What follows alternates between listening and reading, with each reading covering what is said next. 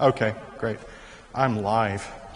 Well, everybody, thank you for being here. It's great to see you. And how about a round of applause for our preaching minister today? I mean, I want to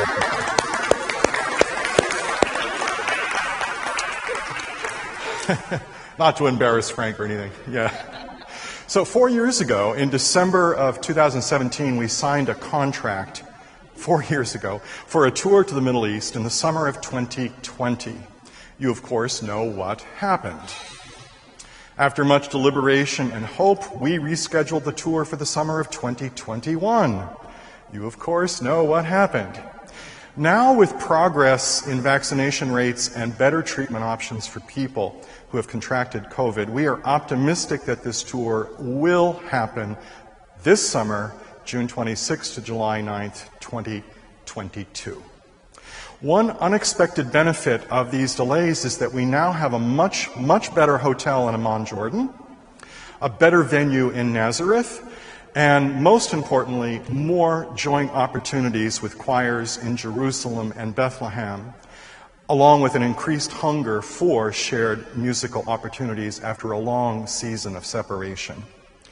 Everything that we are hearing from our agency, the ACFEA tour company, is that this will be the tour that will be talked about for years. Before diving into the tour, I want to speak to those things which make choir tours extremely positive travel and life experiences. And many of you have been on choir tours, and you can speak every bit as well as I can about those experiences. 31 years ago, the Sanctuary Choir embarked on its first choir tour. That tour to Austria and to communist Czechoslovakia set the tone for virtually every tour that followed.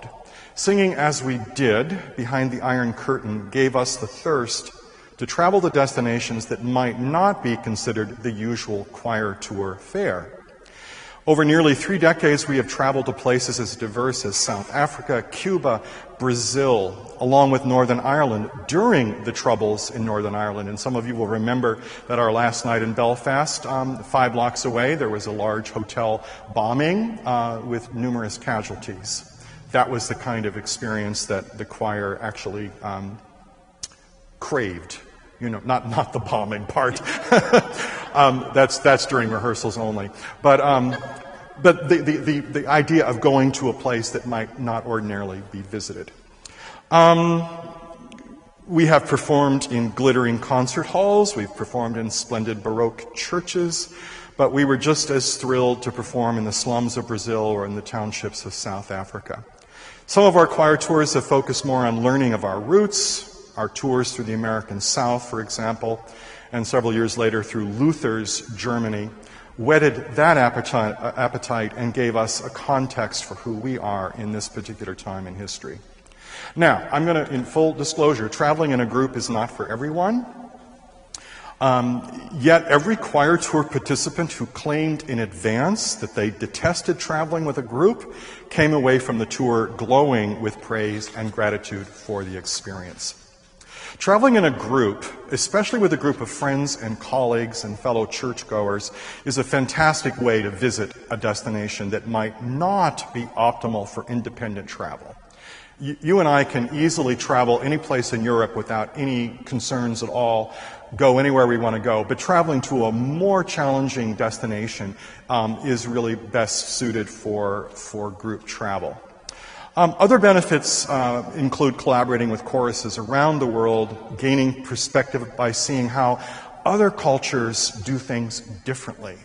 And that is something that I particularly celebrate. I love seeing how other countries do things like food and how they do things like museum visits and what have you. So let's dive in.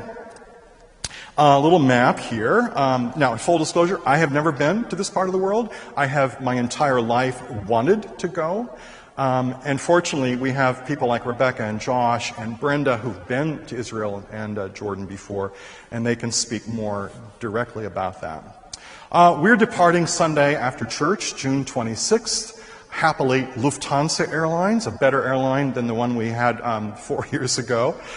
We have a layover in Frankfurt. Frankfurt Airport's actually quite cool, before flying on to Tel Aviv's Ben Gurion International Airport. So Tel Aviv is a really, really amazing place from everything I've seen and read. Alas, our time in Tel Aviv is rather short. We're there for the night, and we made a very conscious decision to move out of Tel Aviv quickly because it's an extremely touristy place. It's not really where you will experience the Middle East in the way that we want to experience. But while in Tel Aviv, we will have the opportunity to experience Jaffa during a welcome dinner and in a morning tour. Jaffa is an ancient port city, very, very cool place that is associated with the biblical stories of Jonah, Solomon, and Peter. From Jaffa, we head to Caesarea for a several-hour-long visit. And it's a very, very beautiful place as well. During that visit that afternoon, we will head to Mount Carmel for an incredible view of Haifa Bay and a visit to the amazing Baha'i Gardens, the most holy site of the Baha'i faith, and a UNESCO World Heritage Site. These gardens, located in the heart of Haifa, comprise a staircase of 19 terraces extending all the way up the northern slope of the mountain. Now, it is not required that you climb all 19 terraces, but it's highly encouraged. So a little bit of the Baha'i Gardens. I mean, I can't wait. I know a lot of you are gardeners. Our choir tour chairman, Brenda, is a fabulous gardener, and she and I at least are going to really enjoy climbing those terraces. Right, Brenda? Yeah. From Mount Carmel, we travel on to Nazareth. And our first night in Nazareth includes a dinner in a really, really highly acclaimed Arab restaurant. I can't wait. I cannot wait to taste the foods. And everybody that's gone to Israel has come back talking about how amazing the food is. If you like hummus, just fasten your seatbelt. I mean, the hummus is incredible. Nazareth is the largest Arab city in Israel. It is also a major spiritual destination, of course, for tourists, Christian pilgrims from around the world who come here to see the Basilica of the Annunciation, built where Joseph and Mary had their home. In Nazareth, we will share a concert with the choir of that basilica. I'm very excited. They are over the moon. They are so excited. We've been warned that they may not be the greatest choir in Israel, but they may be the most enthusiastic choir, and that counts for a lot. These choir exchanges are really awesome. It's not just, the Bryn Mawr choir is here and the Nazareth choir is there. We mix up together. We have time to talk with one another and to learn from one another. And these people-to-people exchanges are really, really so beautiful. So we will share a concert with the choir of the Basilica. In addition to its religious value as the childhood home of Jesus, Nazareth is a city that is brimming with culture, history, an amazing bazaar area. If you've never been into a Middle East bazaar, I mean, your first time in, you will just be like, your mouth will be dropped to the floor. It's a really, really amazing experience to see the sights and the colors and the spices and to bargain, with whatever it is you want to buy. So this is really going to be a wonderful rush of Middle Eastern culture right away. After 2 nights in Nazareth, we head to Jerusalem, but not before stopping by the Sea of Galilee and Capernaum. So it's a little bit of Capernaum and...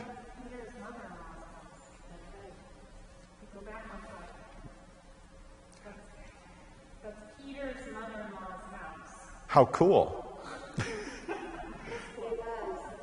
Cool. Well, that's going to be amazing to experience.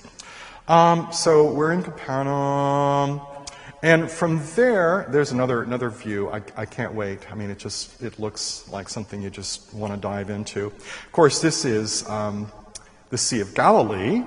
The Israelis call it the Kinneret. The Sea of Galilee is the largest freshwater lake in the country, and it's a major source of drinking water for Israel. According to the New Testament, many of Jesus' miracles occurred here, including his walk on the water. We won't be doing that.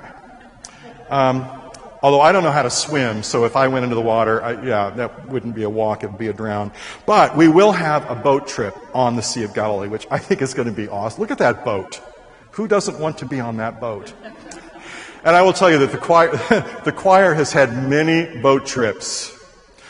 We've had boat trips where the boats encountered major storms, where the ship was rising up. This isn't going to happen in the Sea of Galilee, but those of you that were on the Brazil trip remember that unbelievable boat. Well, there were 2 boat trips. So anyway, I digress. But it seems that boating is a major part of choir tours. From the Sea of Galilee, we head to Jerusalem. So we're in Jerusalem 4 nights. So the first night is just get there, crash, enjoy dinner. And then the next morning, we head right to Bethlehem, which is just a short drive away. Of course, Bethlehem is known to the home to the Church of the Nativity, which is believed to be over the site where Jesus Christ is said to have been born. This looks like a really, really cool church complex with obvious historical significance. And again, it's a very busy part of the town. There's a bazaar again there, which make Bethlehem really the biggest highlight of the West Bank. That afternoon and evening in Bethlehem will be spent with the Amwaj Youth Choir. First, we'll have a person-to-person exchange, and then a workshop with them, a rehearsal, and then an evening concert. Amwaj is the Arabic name for waves, and it's an educational program for children and youth established just 6 years ago in Bethlehem and Hebron. And as an independent educational program, it leans on the cultural centers of the 2 Palestinian towns. The choir is led by a mixed team of French and Palestinian educators. Amwaj allows children and youth to access high-quality music education through an intensive pedagogical program. Today, they have 60 boys and girls in the program, age 8 up to 18, and they're all from the Bethlehem region. I can't wait to meet these kids. Thanks to Amwaj's inclusive social vision, their vision includes gender equality, non-affiliation to any specific social, religious, or political context. Now think about that for a moment. We're in Bethlehem, we're in more Palestinian territory. So it's really a very bold vision, I think. They're also focused on cultural exchanges, which is where we come in, and they love intercultural dialogue. So the choir members have access to a huge music repertoire. It's not just Arabic traditions, it's from all over the world.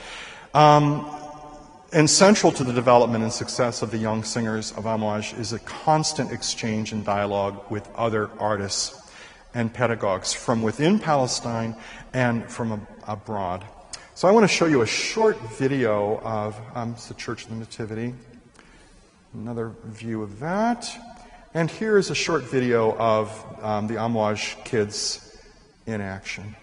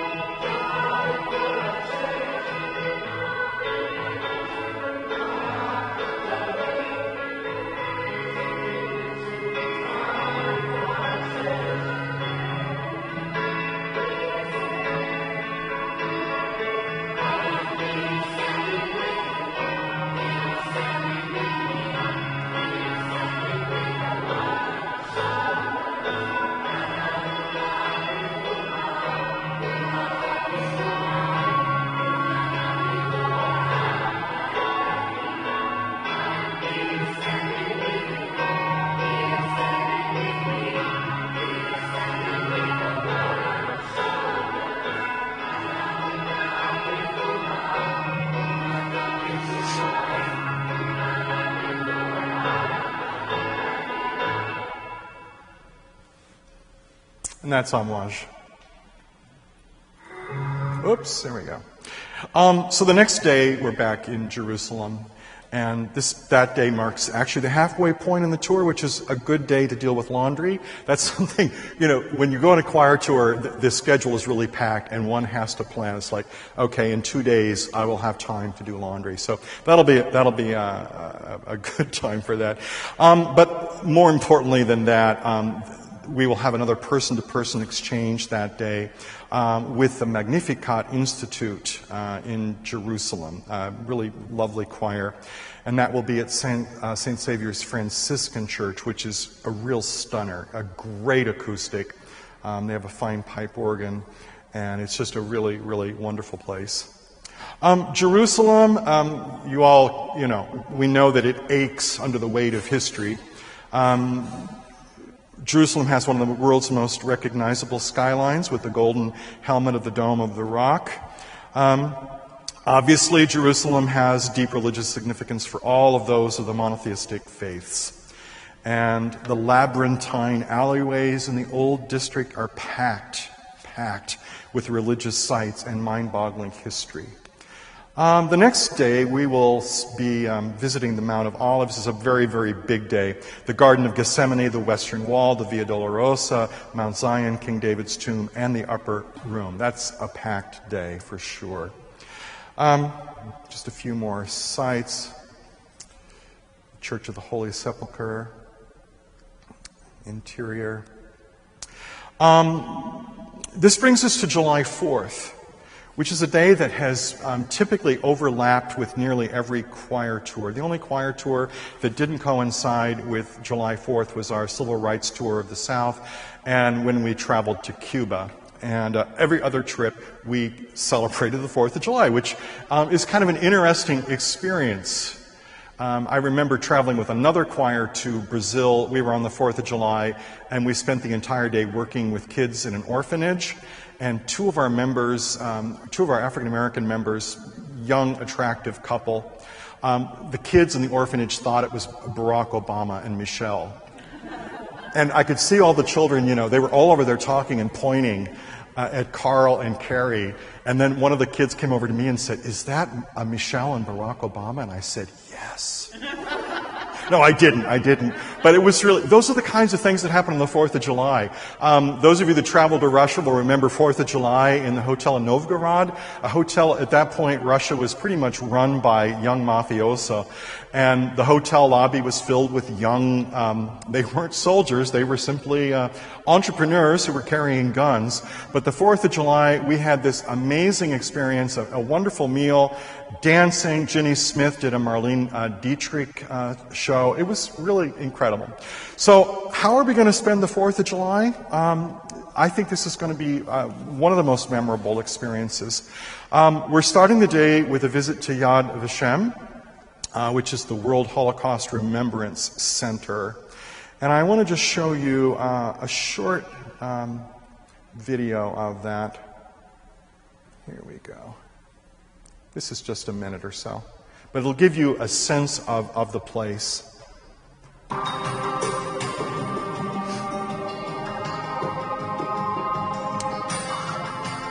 makes this museum unique is that it's the only place in the world where a whole museum is dedicated to the art of the Holocaust.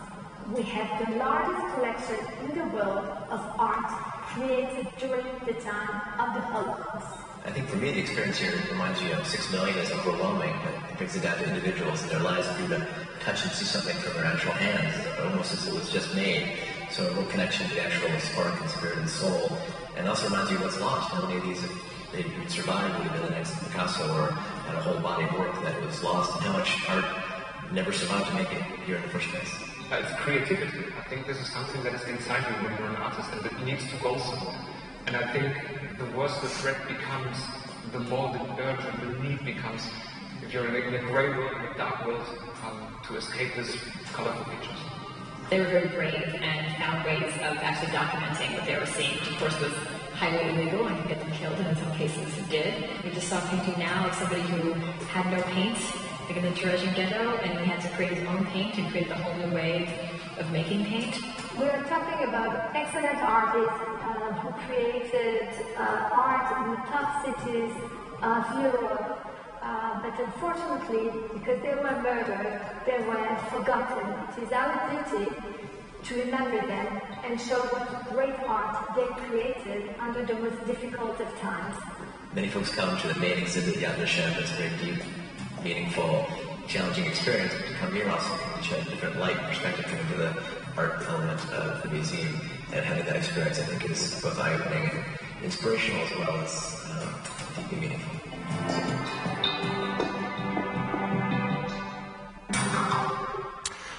So, Yad Vashem in the morning, early afternoon, and from there we head to the Dead Sea. This is the lowest point on Earth, 1,400 feet below sea level. And apparently the Dead Sea is really fun to float in. Have you floated in it, Rebecca? Yeah. Josh did. And it was cool? Yeah, yeah.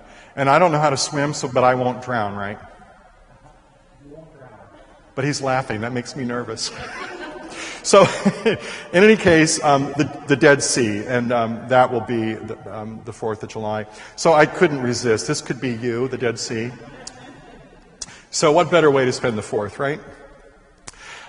So from the day culminates, then we end up in an oasis in the desert in Ein Gedi, which is just this really incredible refuge place.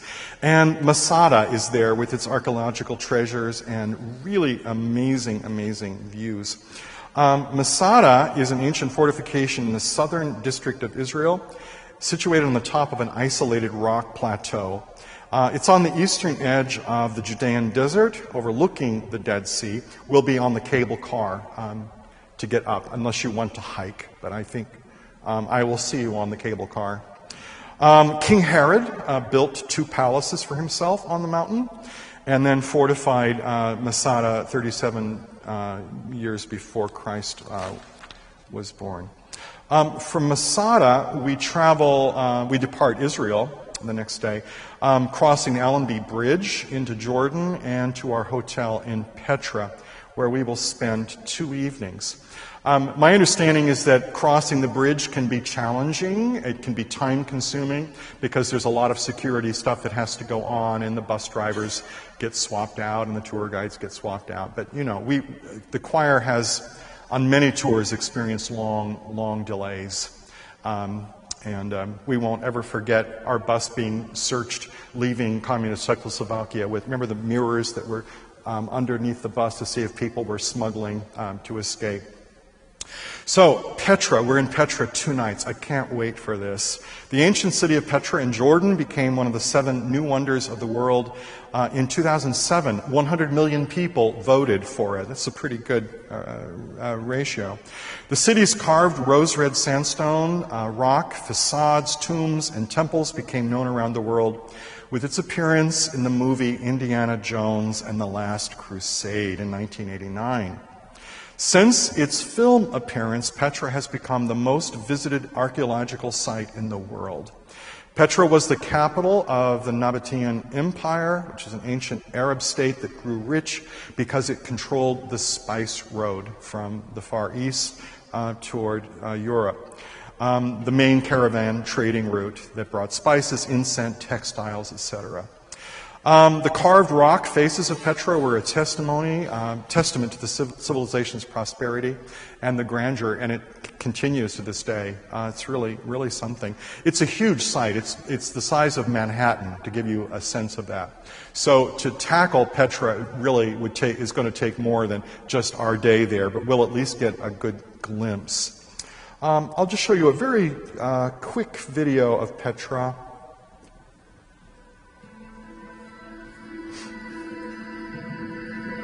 Deep within Jordan's desert canyons lies an ancient treasure, the stone city of Petra.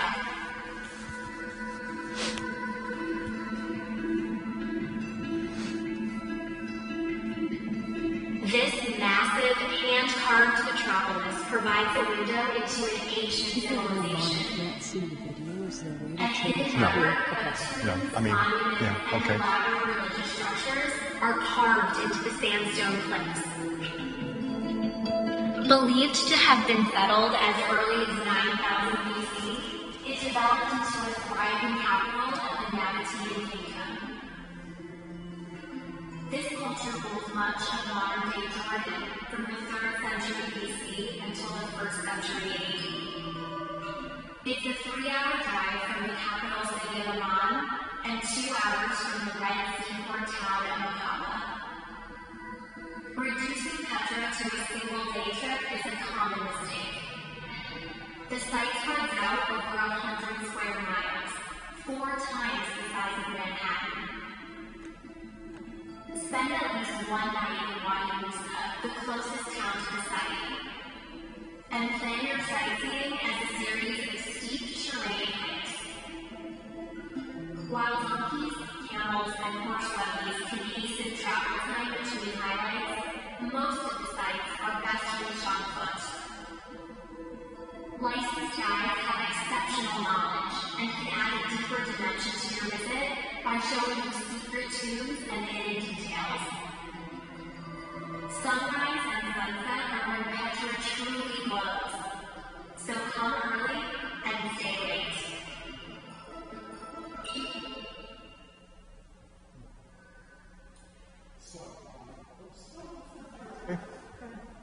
Oh, I couldn't resist Indiana Jones, in case you didn't catch the movie. We've invited him to join us, but he's got something else going on at that time. So yes, I was wrong. It's 4 times the size of Manhattan, so to give you a sense of just how vast it is. I'm looking forward to this. I see it as an opportunity to ride a camel, something that I have waited 66 years to do, and that should be worth a photo or two.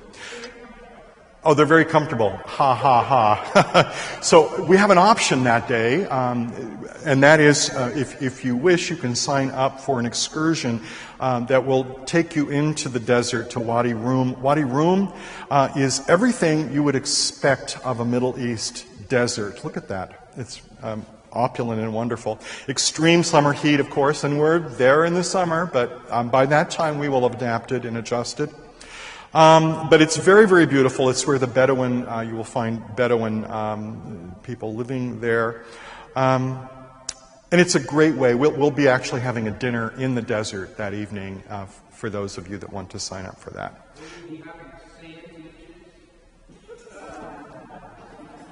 That's another aspect of choir tours, humor. That's Yeah. So from Petra, after 2 nights in Petra, and our hotel in Petra is really, really fantastic. From Petra, we head to Amman, Jordan. While contemporary Amman is a young city, it does have many, many fascinating ruins that show its ancient roots. On our first day, we will visit the most important archaeological site, the Citadel, and the Umayyad Palace.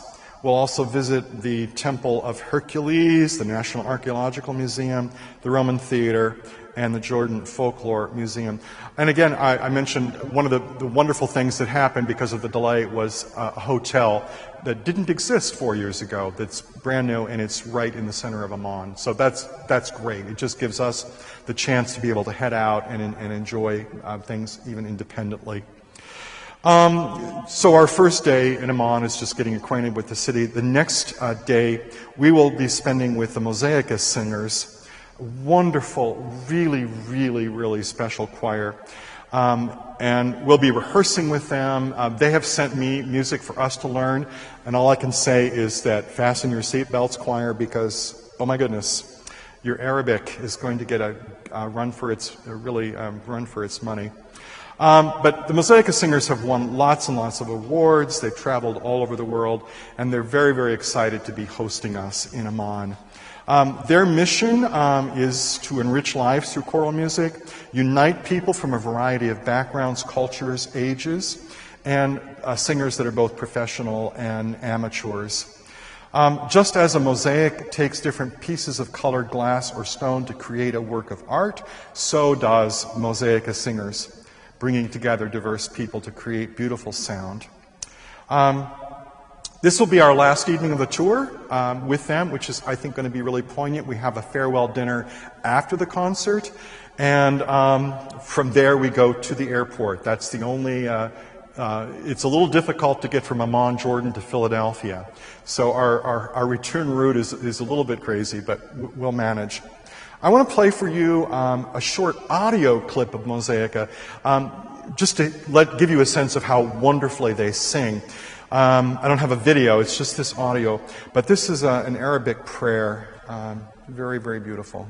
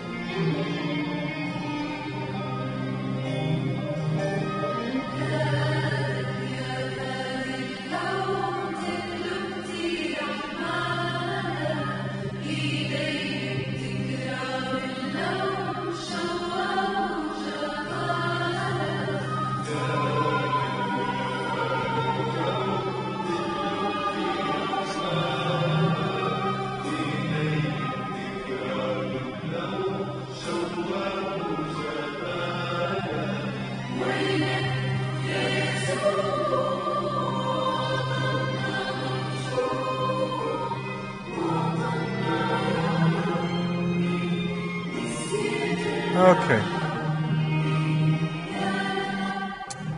Oops, sorry. It goes on for about 7 minutes, but I just think that music is so beautiful. It just reaches into the soul in a really poignant way. Oscar's like, yeah, I want to sing that. So, cool. So I'm here to answer questions, and our choir tour chairperson, Brenda Oliphant, is here as well. And we'll do our best, and if we can't answer your question, we'll make a note of it, and we'll get the answers. And I think also people online are having a hard time seeing the video. We can post this, can't we? So what we can do, so if you're watching online, you may think we can do everything here, but we cannot. And so we cannot show you the videos that we're watching here. So we apologize for that, but we ask for your grace. And to know that we can post them on the choir tour page of the website. Great, we'll do that. So you can watch those later, and you can share them with other people as well. So if folks have questions, I'll bring the microphone to you. I can ask a question. Okay. That maybe I just want to answer. Yeah. So what do you do if you are not singing? That's a great question. So first of all, we don't have that many rehearsals that are going to be onerous. For the choir-to-choir exchanges, these are really interesting for non-singers. And you'll have the chance to meet the non-singing people that accompany the choirs, because children's choirs are not just showing up without adults. So you'll have that opportunity, but also in each of the places where we have the choir exchanges, you'll be able to just wander around and visit the neighborhood where we're rehearsing. And I'll also say, because I think I'm probably not going to sing on the tour, so that means that when we have mission connections in certain places like Bethlehem or in Jerusalem, that this actually was all planned for 2020 and had made those connections to meet with staff people from Rabbis for Human Rights, as well as the Peace USA mission personnel who are in Bethlehem. So we'll have that opportunity for people who are interested as well. That's great. Yeah, Jenny. Hi, I haven't been on a choir tour before. Are you going to give us some guidelines about clothes, like where it's would be disrespectful to Yeah, of course.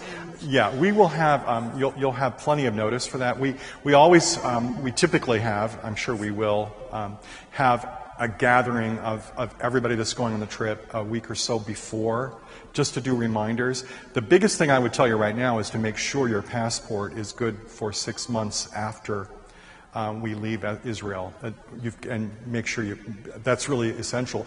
And to, if your passport is not valid 6 months after that date, you'd better immediately get it renewed, because it's taking a lot of time to get a passport these days because of COVID.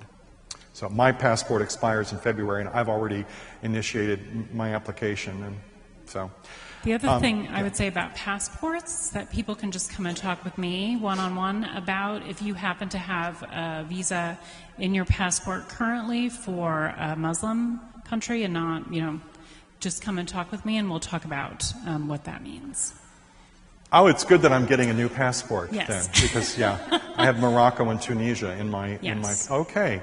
When I was obviously you all know that I have Egyptian visas in my passport, as well as Syrian and Lebanese visas. And so I had to wait in a room while the rest of my group waited at baggage claim for me. So we'll just chat about that. That's good. It probably doesn't apply to a lot of you, but just in case. Yeah, it's probably a good time to talk about the name of the tour.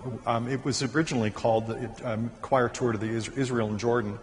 And our representatives immediately, in Jordan, they were meeting to make plans, and when the topic of Israel came up, some of the Jordanians at the table threatened to walk away from the meeting and said, if this is a choir tour to show your support of Israel, we will not cooperate.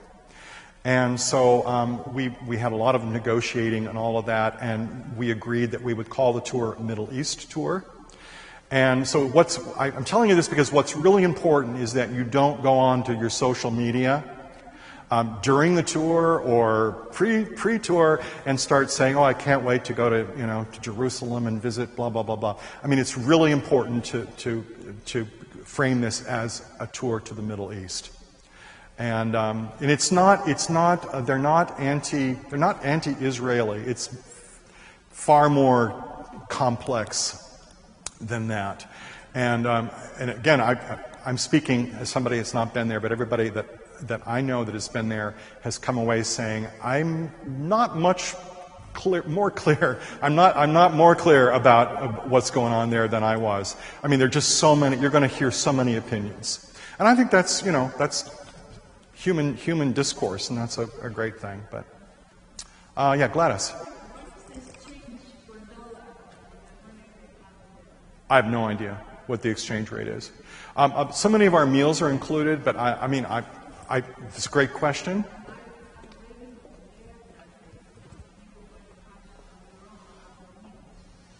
But it's not. My understanding is that it's not terribly expensive. It's not like we're dropping you off in the Champs-Élysées and say grab lunch and spend $200. Yeah, Linda. Yeah, would you just speak to what kind of COVID protocols you are thinking about? I know it's... Well, the COVID, the COVID protocols, who knows what it will be in June. We know, the vaccination rate in Israel is really amazing. It's far better than here. We're just, our assumption, our belief is that we're going to see huge changes for the better between now and June. After the service, actually, I spoke with one of our doctors, and he just said, a month from now, things are going to be looking better. The numbers are all moving in the right direction. Obviously, we'll take our cue from the airlines. The airlines are certainly, I'm sure, going to still require masking at that time. I flew, I had 24 hours of flights this last summer to South America, and I survived it. You know, and our airline did a great job of just managing all that. But it's too soon to know whether the United States, come July, is going to be demanding testing before we return. But our agency is aware of that, and they will move heaven and earth to make sure that testing is done the minute we arrive in Amman, so that the results would be available. So, does that help you at all, or? I assume everybody's fear will be somebody will test positive and they'll, they're left behind in a quarantine kind of thing. Well, yeah. So,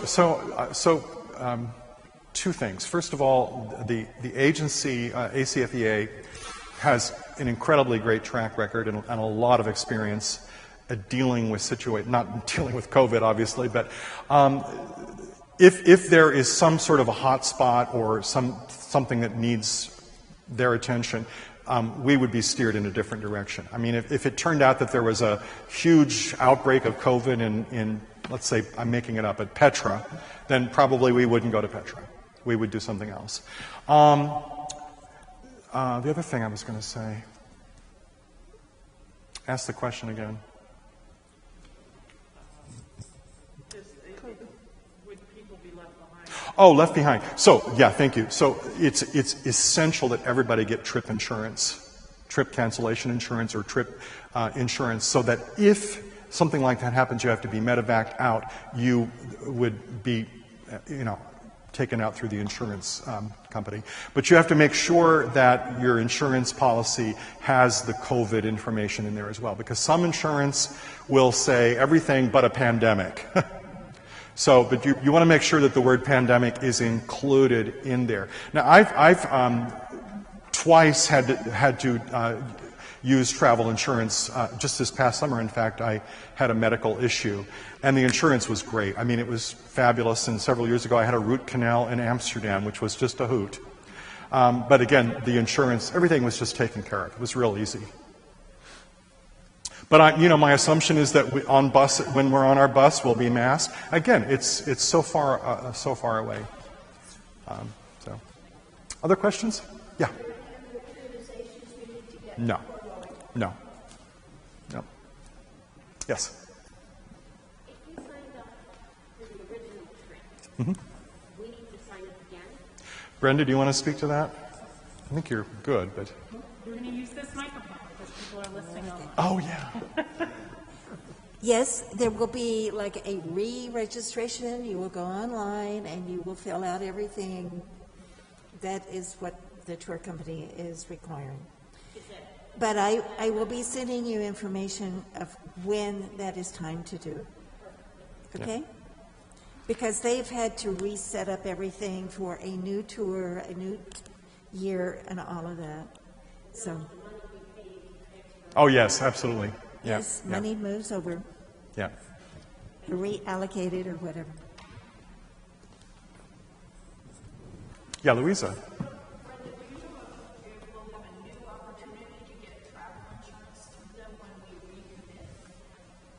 So I'm repeating the questions for people watching online. So the question is, if you bought travel insurance before, are you asking if you can re-up the travel insurance? Is that what you're saying?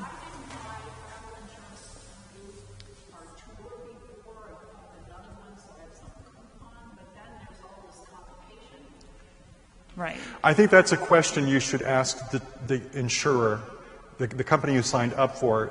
That would be the question to them.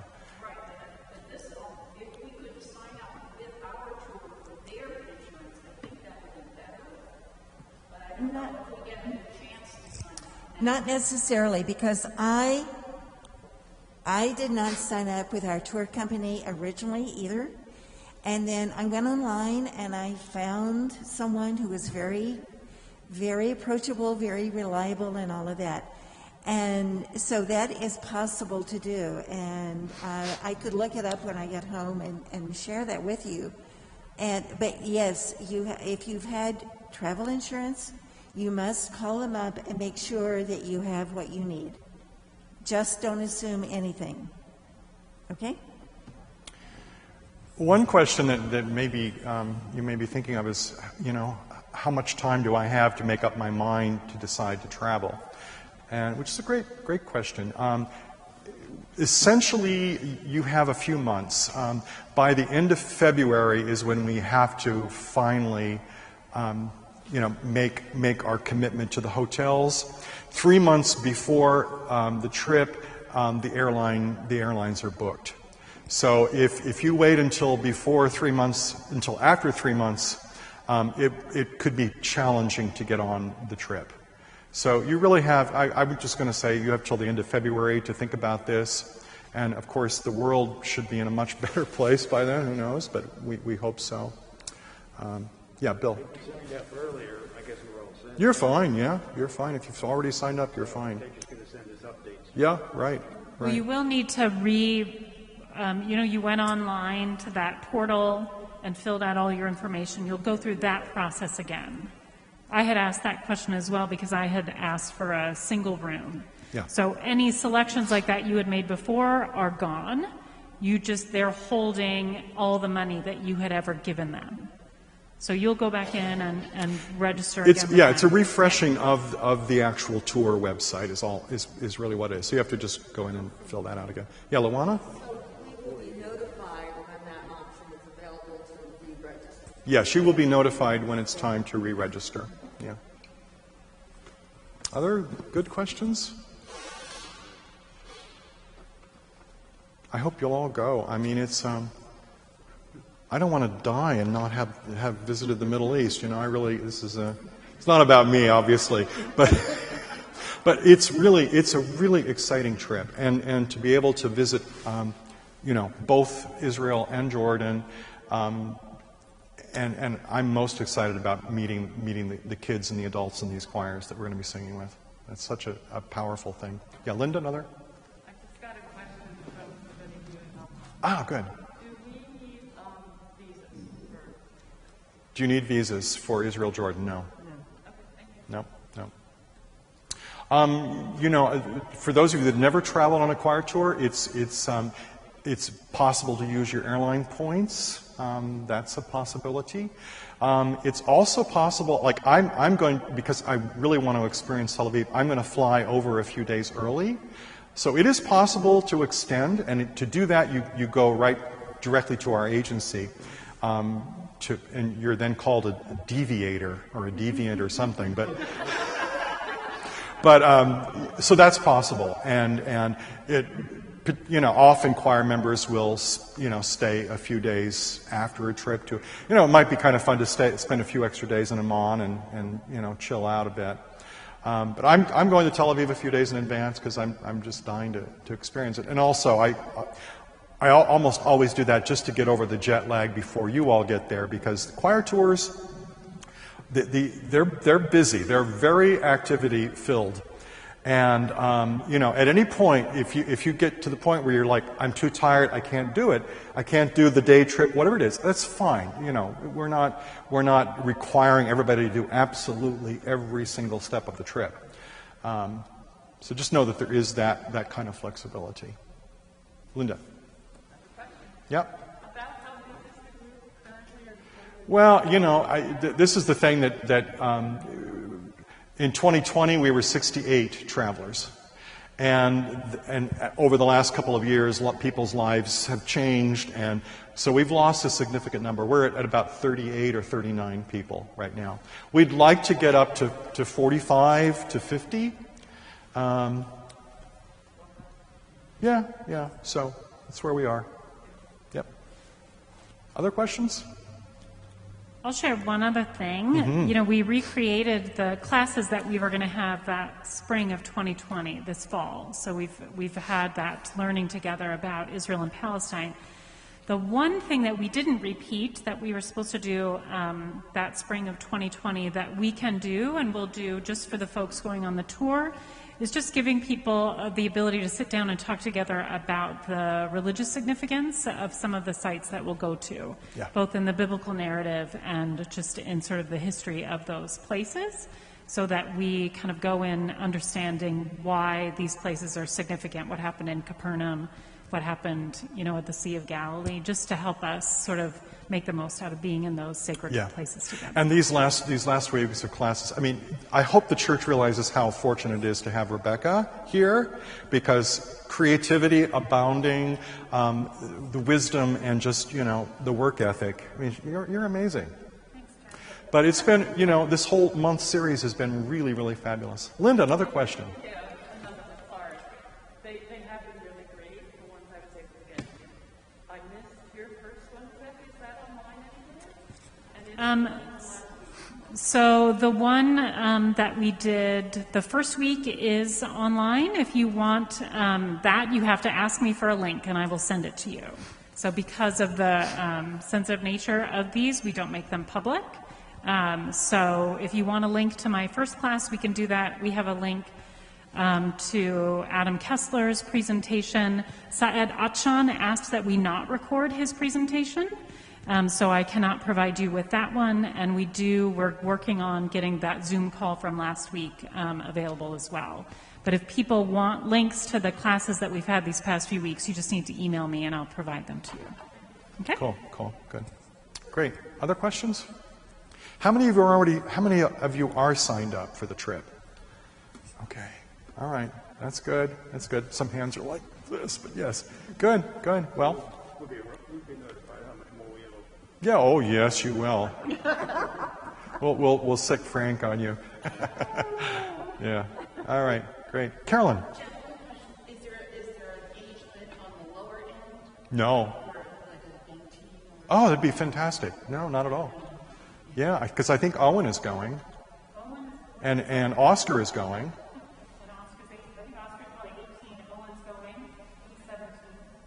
Yeah, they're carrying my bag, so I mean it's really...